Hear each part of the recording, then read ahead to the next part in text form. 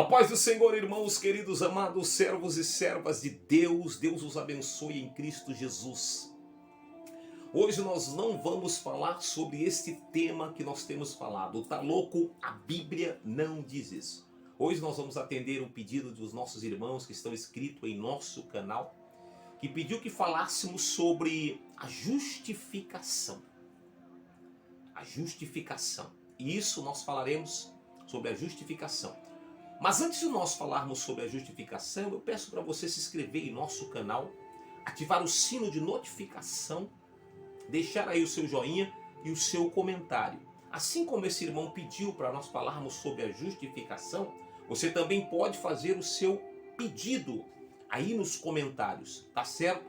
Então hoje nós vamos deixar de lado um pouco aquele tema "tá louco, a Bíblia não diz isso", porque essa temática é para descaracterizar aquilo que as pessoas falam sem ter raiz, sem ter a convicção, a certeza de que está certo. Simplesmente como papagaio vão repetindo aquilo que a Bíblia não diz. Tá louco? A Bíblia não diz isso. Hoje nós vamos deixar um pouco e nós vamos falar sobre a justificação. A justificação. Romanos capítulo de número 5, verso de número 1. Pega a tua Bíblia aí, nós estamos aqui com a nossa Bíblia. Fizemos algumas anotações para passar para os irmãos uma informação mais coerente possível. Romanos capítulo 5, verso 1 está dizendo: justificado, pois, mediante a fé, temos paz com Deus, por meio do nosso Senhor Jesus Cristo. Romanos 5, 1. Na introdução que eu coloquei aqui, eu vou passar essa introdução para você. Eu coloquei aqui nessa introdução e eu vou passar, vou ler para você. Ao escrever a epístola aos Romanos, Paulo trata como ninguém dos aspectos jurídicos da salvação. Eu vou explicar por quê. Falando para os romanos, povo conhecido como pais do direito. Então Paulo não está falando a leigos, Paulo está falando ao povo que é conhecido como pais do direito. O doutor dos gentios desenvolve com maestria a doutrina da justificação. No sentido jurídico, a justificação ela é declarada a isenção, ou seja, a isenção da culpa. A pessoa que cometeu o delito, se ela for justificada, ela não é mais culpada. Então Paulo está dizendo isso. Agora, no sentido da graça, a pessoa torna livre da condenação e digna de vida eterna. E nesse texto sagrado, nós então aprenderemos acerca da justificação. Deu para você entender? Os romanos entendem de direito. Então Paulo não vai falar a leigos.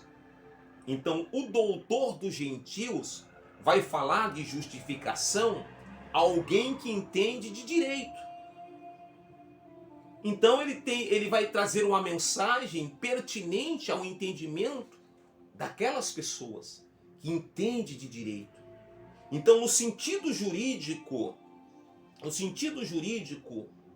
Paulo, doutor do gentio, desenvolve uma maestria para falar sobre esta doutrina, a justificação. Porque nós temos a salvação, a justificação, a regeneração, a santificação. Então são doutrinas bíblicas, doutrinas extraídas do tema central que é a salvação.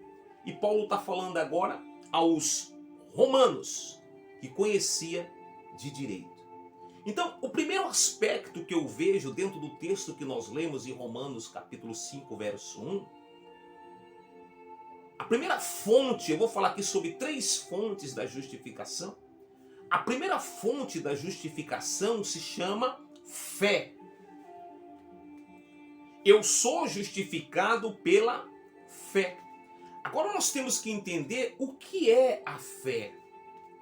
Eu sei que você que estuda a palavra de Deus, você que busca conhecimento, você que não está nas águas rasas, você que já parou de buscar as coisas rasas, você que agora não está com mais água no tornozelo, nem no joelho, nem no seu lombo ou no peitoral, você já está nadando no oceano do Espírito e recebe as revelações. Mas eu também sei que tem muitas pessoas leigas que precisam conhecer e saber o que é a fé. A fé, em Hebreus 11:1, diz que é o firme fundamento. O firme fundamento das coisas que se esperam e a prova das coisas que não se vê. A fé é a certeza inabalável. A fé é a certeza inabalável. Nós não vamos entrar aqui nos méritos da fé natural, da fé do dom. Nós vamos falar sobre algum tipo de fé que houve nas pessoas. Nas pessoas. A primeira fonte da justificação é a fé. Agora, eu tenho que ter fé para ser justificado. Porque quem tem fé entrega a sua vida aos cuidados de Jesus.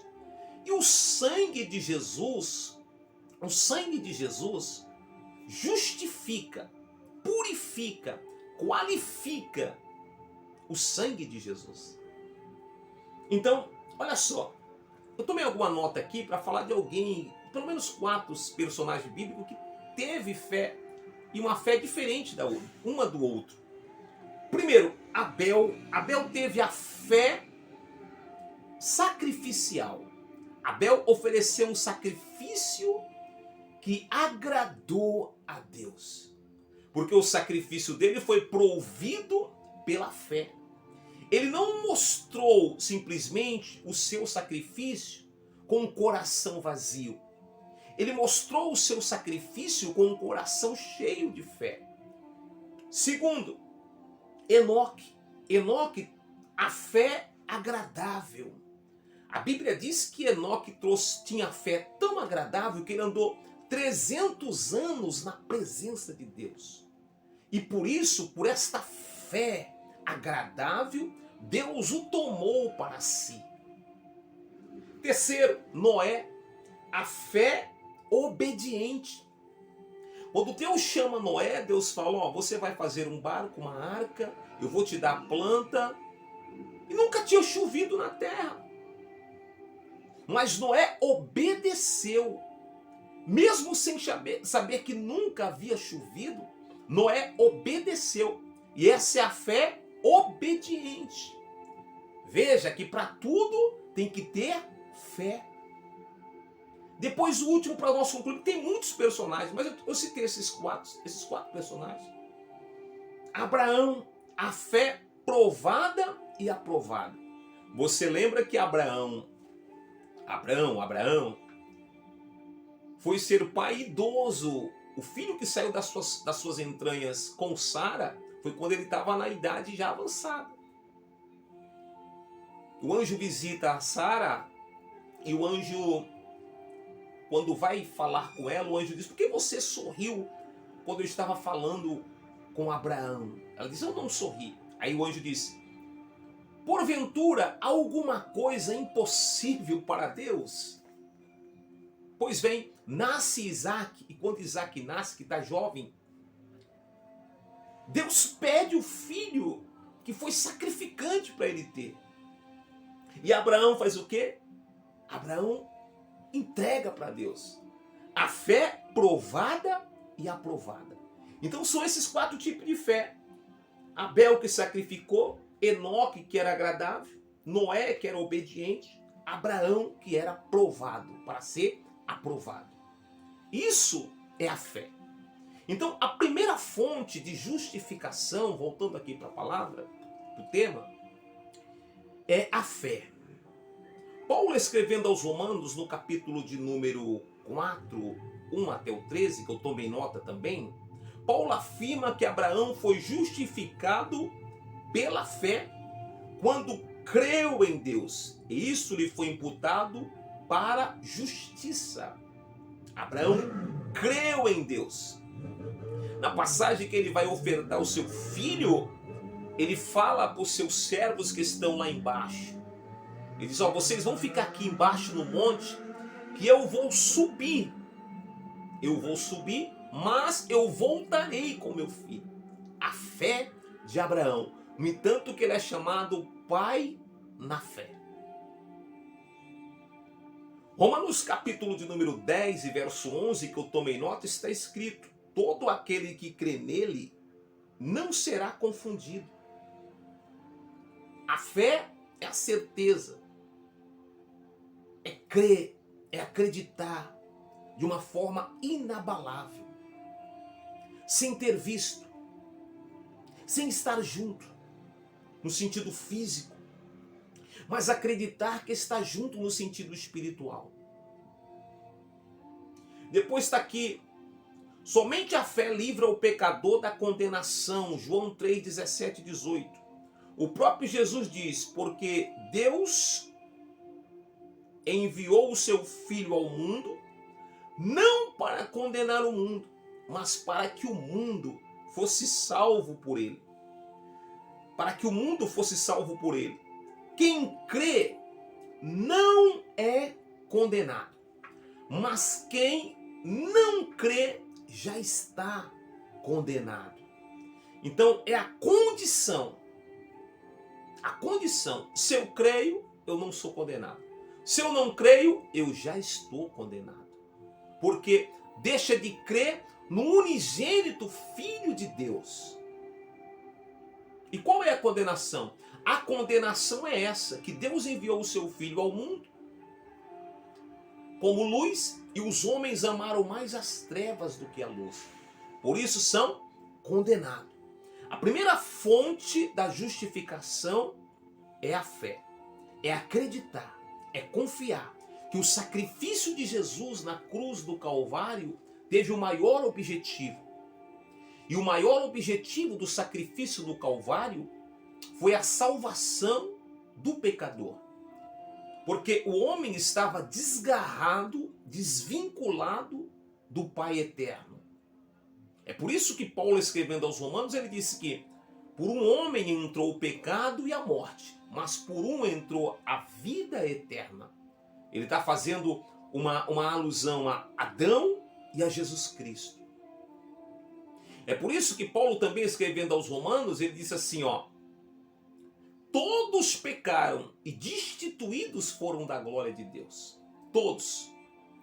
É o pecado original de Adão, que traz, até no nascimento de uma criança, ela não peca na prática, mas ela já vem com o pecado original. E por isso tem que ter fé para aceitar Jesus como Salvador, a fim de que, se por um entrou o pecado e a morte, por esse outro, que é Jesus Cristo, entre a salvação e a vida eterna. A primeira fonte da justificação é a fé. Hebreus capítulo 11, verso 6 diz: sem fé é impossível agradar a Deus. Tem que ter fé para tudo. Para tudo. E sem fé é impossível agradar a Deus. A segunda fonte da justificação, antes de nós falarmos da segunda fonte, como eu vou adquirir fé, meu irmão pregador? Diga para mim como eu vou adquirir fé.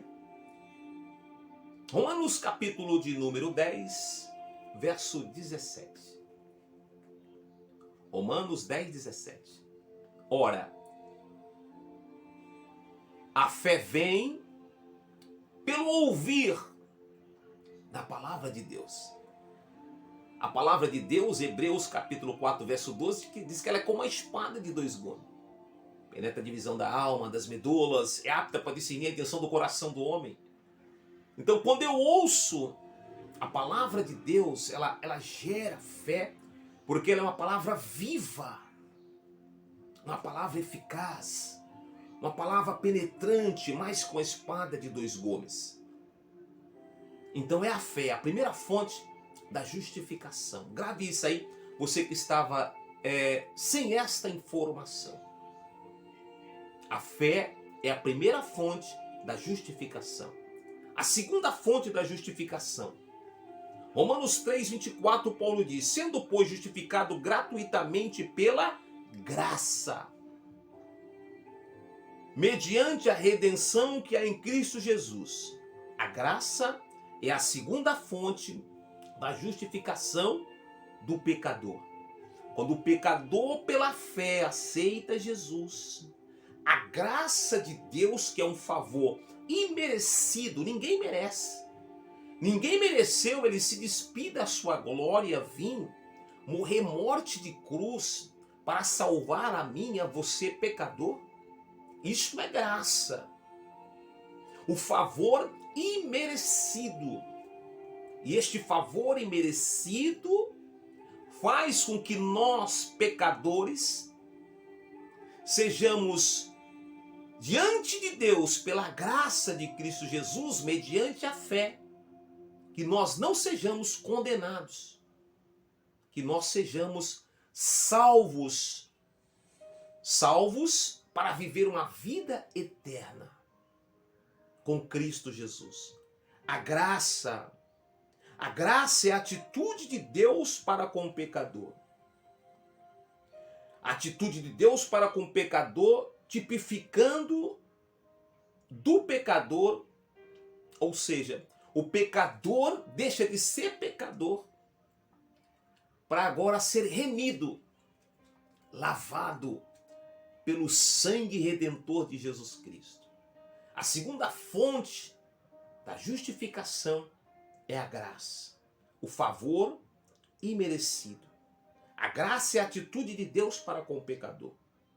É o favor imerecido de Deus gratuitamente para o pecador. Para todos os pecadores, independente da circunstância que esteja, independente do delito que cometeu ou que está cometendo. É por isso que o Evangelho do Senhor Jesus Cristo é loucura para os homens. É loucura. Porque pegaram o malfeitor como aquele que estava na cruz. Estava lá Gesta e Dimas.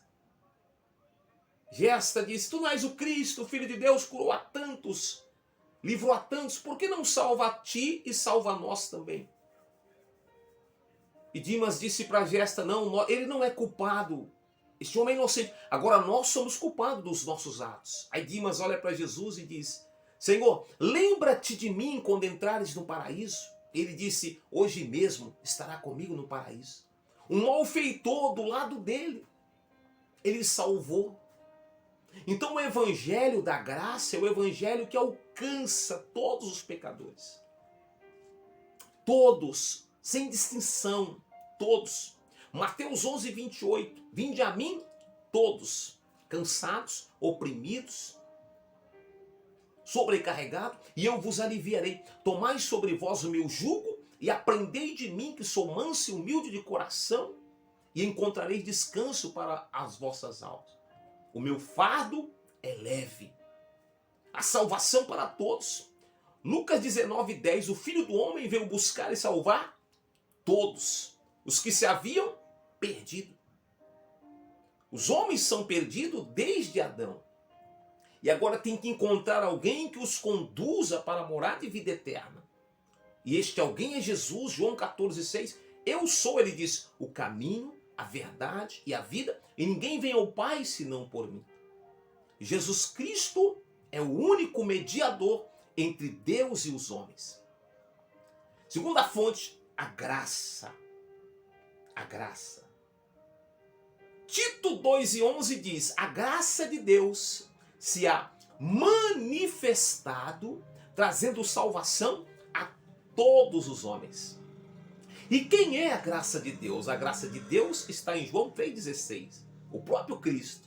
Porque Deus amou o mundo de tal maneira que ele deu o seu Filho unigênito para que todo aquele que nele crê não pereça, mas tenha a vida eterna. Deus não te criou para perecer, mas para herdar a vida eterna.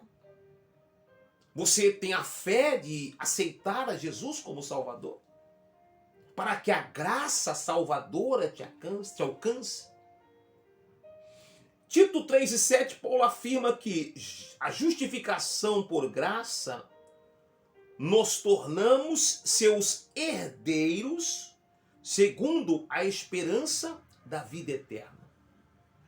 Ele nos faz de nós que éramos gentil, visto que a salvação era para os judeus rejeitando, agora a salvação vem para nós, gentil, e ele nos adota. Jesus nos adota. Somos filhos por adoção. Por adoção. A salvação é para todos, mediante a graça. A graça é a segunda fonte da justificação. Efésios 2 e 8, olha o que está dizendo, eu tomei nota. Porque pela graça sois salvo mediante a fé. E isto não vem de vós, é dom de Deus. Isso não vem de vós, é dom de Deus. Terceira fonte para a gente concluir, para não ficar extenso, porque o assunto tem muito conteúdo, muito subsídio. Primeira fonte é a fé. Segunda fonte é a graça. E a terceira fonte? A redenção em Cristo. A redenção de Cristo. Romanos 3,24, Paulo afirma que a justificação do pecador pela graça é mediante a redenção que há em Cristo Jesus. A redenção de Cristo é a condição sine, sem o qual sem o Cristo, ninguém terá esse direito de herdar a vida eterna. Efésios 1,7 está escrito: no qual temos a redenção pelo seu sangue, a remissão dos pecados, segundo a riqueza da sua graça. Portanto, uma fonte depende do processo da justificação do pecador. Quando o pecador aceita Jesus, a fonte que é Jesus Cristo, a fonte da redenção, entra em ação e o sangue de Jesus Cristo vertido no Calvário purifica-nos de todo pecado. É por isso que Romanos 1,8 Paulo diz: nenhuma condenação há para aqueles que estão em Cristo Jesus, que não andam segundo a carne. Porque aqueles que andam segundo a carne não podem agradar a Deus. Mas aqueles que andam em espírito, esses sim agradam a Deus. A redenção de Cristo, a terceira fonte da justificação, é a redenção de Cristo. Colossenses 1,13, tomem nota também, Paulo diz que Deus nos libertou do império das trevas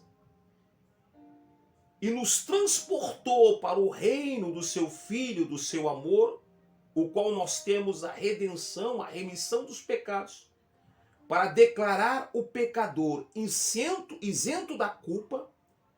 A justiça de Deus exige que alguém assuma a nossa culpa. A justiça de Deus foi imputada em Jesus. Jesus assumiu a nossa culpa, morreu morte de cruz, havia uma cédula contra nós para nos condenar para o inferno. Jesus morre morte de cruz, cravando a cédula na cruz, a fim de que nós tivéssemos a opção, o direito de escolher, o livre-arbítrio de escolher. Se nós quisermos Jesus Cristo, ou se não, você tem o direito de escolher. Agora, se você não escolher Jesus Cristo, você não vai herdar o céu. Ele te dá o livre-arbítrio, o direito de escolha. Agora, o sangue dele vai ter valia na sua vida quando você o aceita como suficiente salvador da sua vida. Aí ele vai entrar como redentor. Já que havia uma cédula contra nós, esse redentor cravou na cruz. Quando ele vai para a cruz, no seu último estágio, no seu último suspiro, ele libera uma frase, carregando a culpa, carregando os delitos, os pecados, como diz Isaías 53, ele tomou sobre si as nossas dores, as nossas culpas, as nossas enfermidades, as nossas transgressões. E o texto continua dizendo, e o castigo que nos traz a paz estava sobre ele. E foi cravado tudo na cruz. E a sua última palavra na cruz foi essa: está consumado. Ele estava dizendo, todos os pecadores têm direito à salvação. E quando ele ressuscita no terceiro dia, a primeira palavra foi essa: é-me dado todo o poder. Glória a Deus. Em cima no céu e embaixo na terra. Então esse que tem todo o poder, que Isaías no capítulo 9 descreve. Porque um menino nos nasceu e um filho se nos deu e o principado estava sobre os seus ombros. Ele haveria de ser chamado Conselheiro, Deus Forte, Pai da Eternidade, Príncipe da Paz. Esse Jesus quer salvar a tua vida. Quer salvar a vida do teu querido irmão, teu amigo. Então compartilhe essa mensagem. Fé, graça, redenção, fontes da justificação.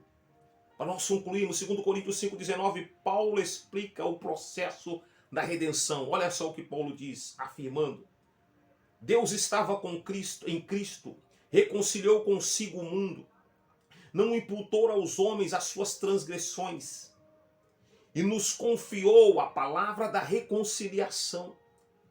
Pois aquele que não conheceu o pecado, ele se fez pecado por nós, para que nele fôssemos feitos justiça de Deus. Portanto, amados, a redenção efetuada por Cristo foi o processo da justificação divina, no processo da justificação de todos os pecadores. Todos. Que Deus os abençoe. Compartilhe essa pregação, esse ensinamento. Fontes da justificação: a fé, a graça, a redenção. Quero concluir. Cristo efetuou já a nossa redenção. Já foi efetuada por Ele. Você tem o direito de escolher o sacrifício de Jesus para a vida eterna, para que Ele possa purificar você, e a mudança começa de dentro para fora, não é externa. As pessoas mudam a roupa, mas não mudam o caráter. Muda a roupa, mas não muda o seu jeito, que não agrada a Deus. Quando a mudança, quando aceitar a fé, é deixar o Espírito Santo entrar e justificar e ajudar a pessoa. Porque o Espírito Santo convence do pecado, da justiça e do juízo. E as pessoas vão deixando, pela força do poder do Espírito Santo, que não é um espírito de temor, é um espírito de fortaleza. Vai mudando a vida da pessoa. Então é nesse tipo de evangelho que eu creio. O evangelho que muda. O evangelho que transforma. Veja Zaqueu. Senhor, se eu roubei, se eu defraudei, eu vou devolver 4 vezes mais. Jesus diz: hoje veio salvação a esta casa. Que Deus os abençoe. Fé, graça, redenção são as fontes da justificação. Que Deus abençoe. Compartilhe esta mensagem. Coloque o teu comentário. Se quiser ouvir um tema, diga o tema para nós nos prepararmos para passar a informação para você, tá bom? Deus abençoe. Hoje nós não tivemos tá louco, a Bíblia não diz isso, mas nós tivemos essa mensagem explicativa sobre as fontes da justificação. Que Deus possa abençoá-los em nome de Jesus.